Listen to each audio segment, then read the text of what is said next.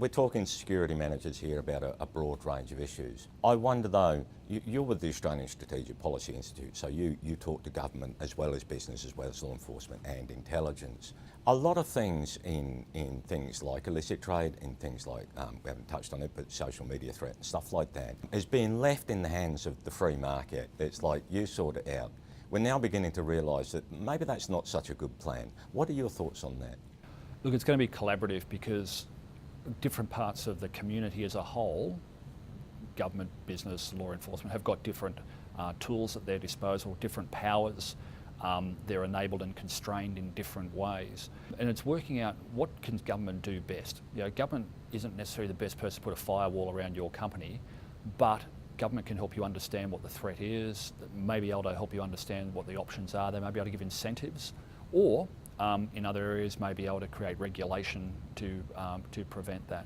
I think the key for government though is not to get too far involved, because if the nature of the threat, particularly I think in the terrorism threat, is such that there's a real risk of overreaction, there's a real risk of over-regulation, that costs money. And it costs money, and it costs money directly, but it's also an opportunity cost. You know, money that we sink into that particular threat must come out of something else, be that education, be that health, or be that other national security challenges. So getting the right ways to intervene is critical. And I think that comes back to the very first point I made, which is about information sharing and seeing if we can improve the ways of passing information from among the law enforcement, government, business and communities in general.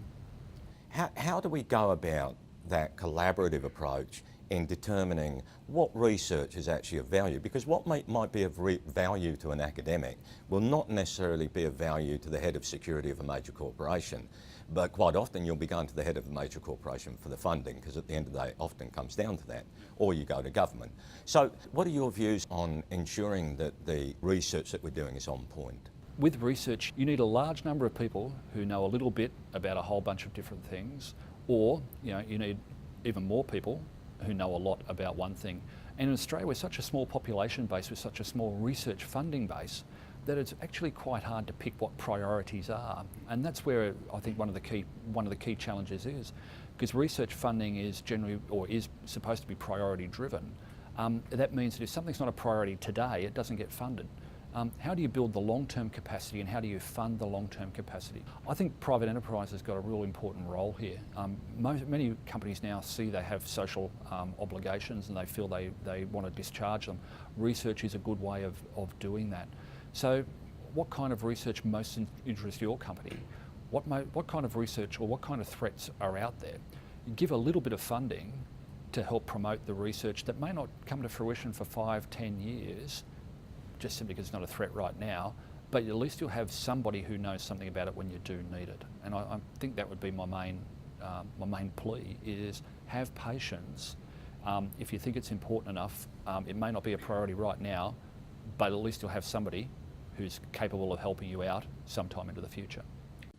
David, given your head and a bag of money, what single item would you start to do some research on if you had your options?